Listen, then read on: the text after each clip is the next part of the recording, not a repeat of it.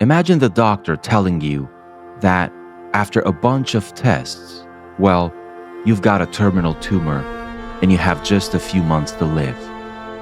But then imagine if your doctor says, but we have a new procedure where we think we can make everything better and get rid of that tumor, and we've been having pretty good results with it.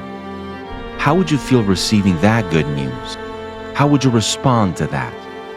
That's some life-changing news, isn't it? I can't think of anything better than that. Now, the good news that I want to share with you today, believe it or not, is a million times better than the good news in the illustration that I just described. Believe it or not, every human being is born with a terminal tumor, and it's called sin. We're just broken. We don't function right.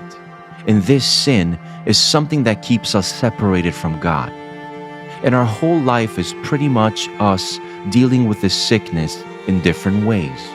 And ultimately, life on earth is just waiting for this terminal tumor to take us out. We're headed for eternal destruction. But there's good news.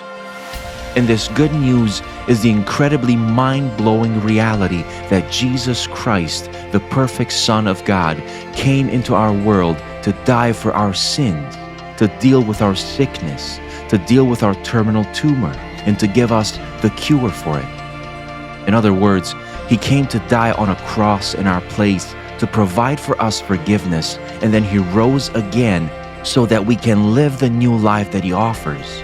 A life that is free from this terminal tumor, but not only that, a new life with so many other benefits on top. That's the good news. Now, this good news is so much better than the good news of getting a second chance when it comes to beating cancer, because the good news of the gospel is 100% true, 100% reliable, 100% trustworthy, 100% efficient. And not only that, but the benefits that we get from it dwarf in comparison any good news of beating cancer. I mean, I'm talking about the benefit of an eternity of blissful joy, an eternity of pleasures and deep satisfaction that your mind cannot even fathom, free from any negative feelings and emotions, free from fear, anxiety, stress, anger, annoyances, free from the power of sinful addiction, free from destruction and any kind of brokenness. We're talking about the benefit of an eternity where everywhere you turn, your eyes will see nothing but glory, beauty, brightness, purity, perfection, splendor, and satisfaction, sweetness and salvation and majesty. We'll see all that is adorable, beautiful, and bright, brilliant, delightful, and delicious, and dazzling, elegant and exciting, fascinating and fruitful, glorious and grand and gracious and good, happy and holy and healthy and whole, joyful and jubilant, lovely, majestic and marvelous, splendid and sublime, sweet and savoring, tender and tasteful, euphoric and unified. And why? Because we'll be looking at the face of Jesus Christ and all the beauty that He's created for us in eternity.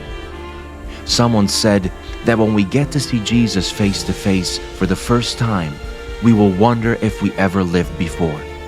Because no matter how amazing this life on earth gets, and let's just say that you have all that your heart desires, all the wealth and all the health and all your family and friends by you, compared to eternity in heaven, it's but a bad dream.